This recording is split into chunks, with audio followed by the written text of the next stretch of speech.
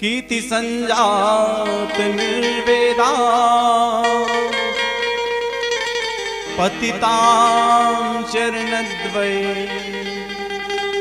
उत्थाप्य कृपया धीमान् बभाषे ब्राह्मणः।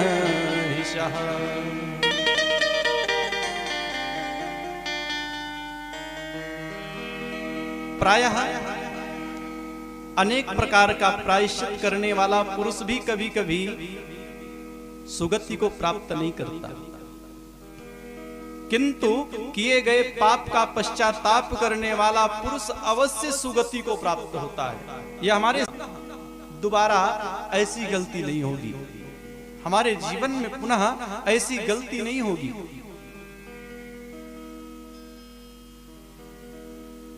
यही पश्चाताप है, इसमें संशय नहीं है। शिव पुराण की कथा सुनने से जैसा चित्त निर्मल होता है वैसा अन्य उपायों से नहीं। जिस प्रकार दर्पण होता है,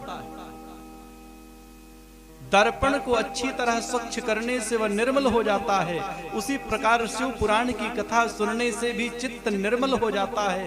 इसमें संशय नहीं है, इसमें संशय है ही नहीं। सर्वेषां श्रेयसां बीजं सत्कथा श्रवणं नृणाम् यथावत् सर्वमाराध्यं भवबन्ध गदापहम्।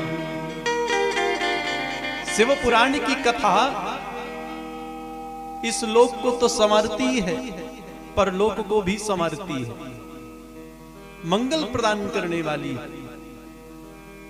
समस्त बंधन रूप रोगों को नष्ट करने वाली है, समस्त रोगों को नष्ट करने वाली है। क्योंकि यहां हर व्यक्ति किसी न के भरोसे रहते हैं, वही सुखी है। जो भगवान के सानिध्य का अनुभव करते वही सुखी हैं। हम लोग कहते इतना ठंडी है, इतना ठंडी है। कल रात्रि में कोई संत स्वरूप ही है, कहा जाए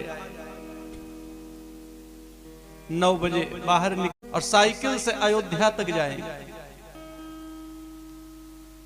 संपूर्ण गृहस्थी साइकिल में, खाने की भी सामग्री, नहाने की भी सामग्री, सब कुछ साइकिल। इतना कहा गया कुछ खा लीजिए, एक रजाई और ले लीजिए, लेकिन नहीं, खा चुके हैं, रजाई लेना नहीं। और सुबह जब देखा गया तो 6 बजे उठे, स्नान इत्यादि किए, 7 बजे यहां से पुनः प्रस्थान। कोई दुख नहीं, कोई रोना नहीं। क्यों? एक संकल्प है, अयोध्या जाना है, प्रभु श्री राम के प्राण प्रतिष्ठा महोत्सव में सम्मिलित होना है। ना तो ठंडी का अनुभव, ना थकान का अनुभव, ना उम्र आड़े आ रही है, 55 वर्ष से कम नहीं रहे होंगे।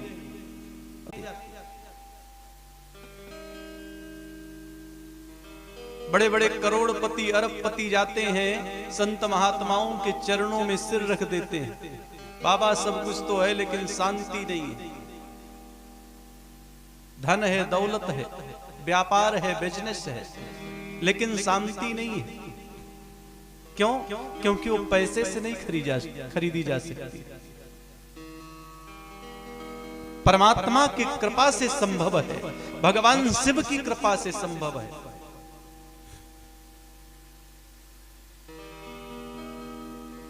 चंचुला ने जीवन में सब कुछ किया लेकिन शांति नहीं मिली। क्यों? क्योंकि गलत किया। ये बड़े बड़े करोड़पति अरबपति शांति क्यों नहीं मिलती? क्योंकि कहीं ना कहीं गलत रूप से धन आया है, इसलिए शांति नहीं है, सुख नहीं है। करोड़ों की संपत्ति है, अरबों की संपत्ति है, लेकिन सुख शांति नहीं है। तो आज चंचुला के मन में भी शांति नहीं है। क्यों? क्योंकि कल क्या होगा? यहां तो मैंने जीवन जी लिया, मेरा जीवन व्यतीत तो हो गया, लेकिन जब नरक जाना पड़ेगा, अब उसको भविष्य दिखने लगा। कहते हैं कि जब मृत्यु नजदीक आ जाती है तो आगे का जीवन चक्र दिखाई देने लगता है। जीवन में आगे क्या घटना घटने वाली है, स्पष्ट दृश्य होने लगता है। यहां तक तो बुजुर्ग लोग बताते हैं कि यमदूत भी दिखाई देते हैं। ब्राह्मण ने कह दिया कि देवी, एक ही उपाय है, शिव पुराण का श्रवण।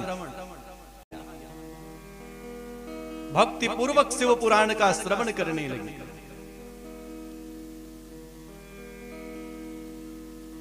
और शिव पुराण का श्रवण करने के उपरांत चंचुला ने शरीर त्याग दिया और शिवपुरी में पहुंच करके पराम्बा जगदम्बा के सहित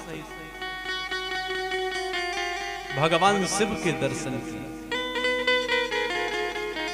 बोले शंकर भगवान की।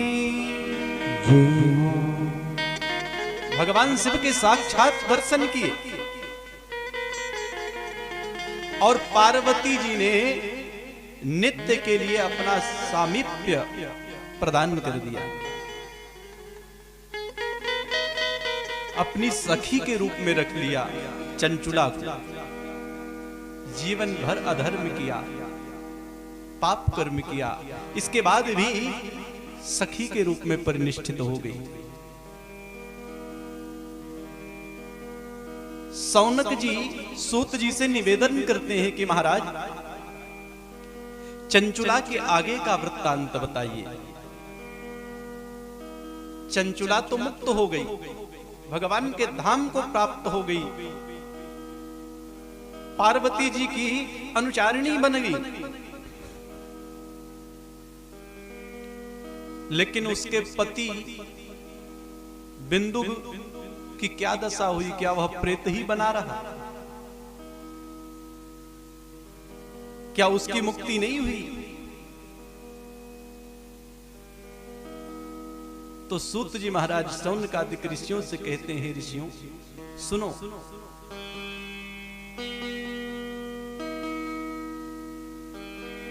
चंचुला ने भगवान शिव और पार्वती की आराधना किया।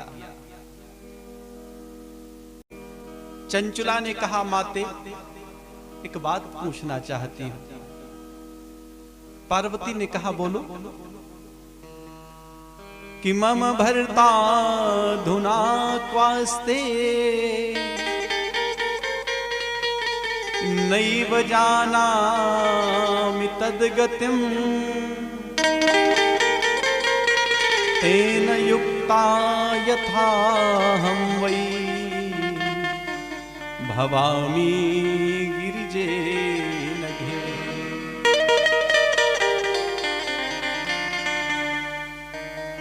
चंचुला बोली, मेरे स्वामी कहां है, मेरे पति कहां है? इस समय मैं उसकी गति नहीं जानती।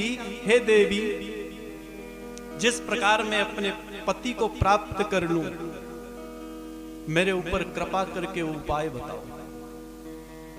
मेरा पति वैश्यगामी था, वेश्यागामी था, पाप कर्म में लीन होने की वजह से वह मुझसे पूर्व ही मर गया। अब पता नहीं किस गति को प्राप्त हुआ हो।